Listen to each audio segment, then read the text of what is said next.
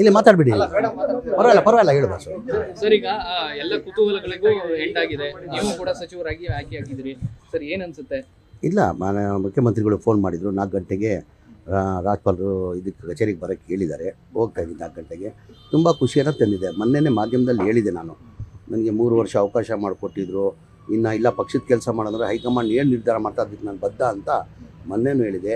ನಾನು ನಿರೀಕ್ಷೆ ಇತ್ತು, ನನ್ನ ಮಂತ್ರಿ ಮಾಡ್ತಾರಂತ ನಾನು ನಿರೀಕ್ಷೆ ಇತ್ತು. ಆ ನಿರೀಕ್ಷೆ ತಕ್ಕಂಗೆ ನನಗೆ ಇವತ್ತು ಮಂತ್ರಿ ಮಾಡಿದ್ದಾರೆ. ನನ್ನ ಹೆಚ್ಚಿನ ಇವಾಗ ಜವಾಬ್ದಾರಿ ಆಗಿದೆ.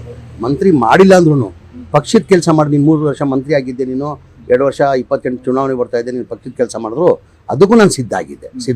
ನಿಮ್ಮ ಸಪೋರ್ಟಿಗೆ ಬಹಳ ಜನ ನಿಂತರು ಸರ್, ಕೆಪಿಸಿ ಅಧ್ಯಕ್ಷರು, ಮುಖ್ಯಮಂತ್ರಿಗಳು, ಎಸ್ಪೆಷಲಿ ಕೆಸಿ ವೇಣುಗೋಪಾಲ್. ಇಲ್ಲ, ಎಲ್ಲರೂ ನಿಂತ್ಕೊಂಡು ಆಗಿದ್ದಕ್ಕೆ ಇವತ್ತಾಗಿರೋದು. ಎಲ್ಲರೂ ನಿಂತು ನಾನು ಆಗಲೇಬೇಕಂತ ಇದ್ದಕ್ಕೆ ಇವತ್ತು ಆಗಿರೋದು. ನಾನು ಯಾರು ತಪ್ಸಕ್ಕಾಗಿಲ್ಲ, ತಪ್ಸಕ್ಕಂತ ಇಲ್ಲ. ಈಗ ನಮ್ಮ ಪಕ್ಷ ಏನು ಹೈಕಮಾಂಡ್ ಪಕ್ಷ, ಹೈಕಮಾಂಡ್ ತೀರ್ಮಾನ. ಎಲ್ಲರೂ ನಾನು ಮುಂಚೆನೂ ಭಾಳ ಸತಿ ಹೇಳಿದ್ದೀನಿ, ನಮ್ಮ ಅಭಿಪ್ರಾಯ ನಾವು ಹೇಳ್ಬೋದು. ಅಂದರೆ ತೀರ್ಮಾನ ಮಾಡೋರು ಯಾರು? ಹೈಕಮಾಂಡ್ ತೀರ್ಮಾನ ಮಾಡೋದು. ನಾವು ಸುಮ್ಮನೆ ಹೋಗಿ ದಿಲ್ಲಿಯಲ್ಲಿ ನಮ್ಗೆ ಕೊಡಿ ನಿಮ್ಗೆ ಕೊಡಿ ಅಂದರೆ ಅದೆಲ್ಲ ಆಗಲ್ಲ. ಅಭಿಪ್ರಾಯ ಹೇಳ್ಬೋದು, ಇಂಥವ್ರನ್ನ ಕೊಡಿ ಅಂಥವ್ರನ್ನ ಕೊಡಿ ಅಂತ. ಅವರು ಅಲ್ಟಿಮೇಟ್ ತೀರ್ಮಾನ ಮಾಡೋರು ಯಾರು? ಹೈಕಮಾಂಡ್. ಹೈಕಮಾಂಡ್ ಯಾರಿಗಾನ ಮಾಡಬೇಕಾದ್ರೆ ಸುಮ್ಮ ಮಾಡಲ್ಲ. ಮಂತ್ರಿ ಮಾಡಬೇಕಾದ್ರೆ ಅವ್ರದ್ದೇ ಅಂತ ಒಂದು ಸರ್ವೆ ಮಾಡಿರ್ತಾರೆ.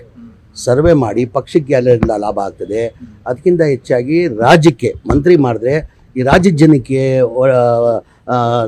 ಒಳ್ಳೇದಾಗ್ತದೆ ಅಂತ ಹಿನ್ನೆಲೆಯಲ್ಲೇ ಮಂತ್ರಿ ಮಾಡೋದು. ಈಗ ಯಾವ ಖಾತೆ ಅಂತ ಹೇಳೋಕ್ಕಾಗಲ್ಲ, ಮನೆ ಮುಖ್ಯಮಂತ್ರಿ ಬಿಟ್ಟಿದ್ದದು. ಯಾವ ಕೊಡ್ತಾರೋ ಗೊತ್ತಿಲ್ಲ. ನನಗೆ ವಸತಿ ಖಾತೆ ಕೊಟ್ಟಿದ್ರು.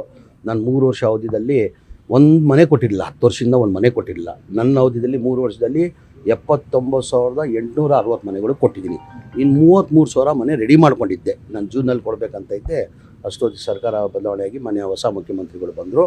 ಈಗ ಯಾವ ಖಾತೆ ಕೊಟ್ಟರು, ನಾನು ಯಾವ ಖಾತೆ ಕೊಟ್ಟರು ನಿಭಾಯಿಸ್ತೀನಿ ನಾನು. ಸರ್, ನಿಮ್ಮ ಸಮುದಾಯಕ್ಕೆ 4 ಸ್ಥಾನ ಕೊಟ್ಟಂಗಾಯ್ತು. ಯುಟಿ ಖಾದರ್, ಸಲೀಂ ಅವರು ಸಭಾಪತಿ, ರಿಜ್ವಾನ್, ಬೆಂಗಳೂರವರಿಗೆ 2 ಕೊಟ್ಟಿದ್ದಾರೆ. ಏನು ಲೆಕ್ಕ? ಈಗ ನಾನು ಹೇಳ್ತಲ್ಲ, ಎಲ್ಲ ಲೆಕ್ಕಾಚಾರ ಅಂದರೆ ಹೈಕಮಾಂಡು ಹೇಳ್ದಲ್ಲ, ಯಾರಿಗಾನ ಮಂತ್ರಿ ಮಾಡಬೇಕಾದ್ರೆ ಎಲ್ಲ ಥರ ಅವ್ರು ಸರ್ವೆ ಮಾಡಿ ಮಾಡೋದವರು.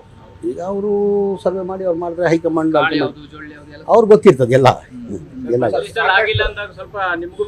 ಹೇಳಿಲ್ಲ, ಅವತ್ತೇ ನಾನು ಮಾಧ್ಯಮದಲ್ಲಿ ಹೇಳಿದ್ದೀನಿ. ಫಸ್ಟ್ ಲಿಸ್ಟಲ್ಲೇ ನಾನು ನಿರೀಕ್ಷೆ ಇಟ್ಕೊಂಡಿದ್ದೆ ನಂದು ಆಗ್ತದಂತ.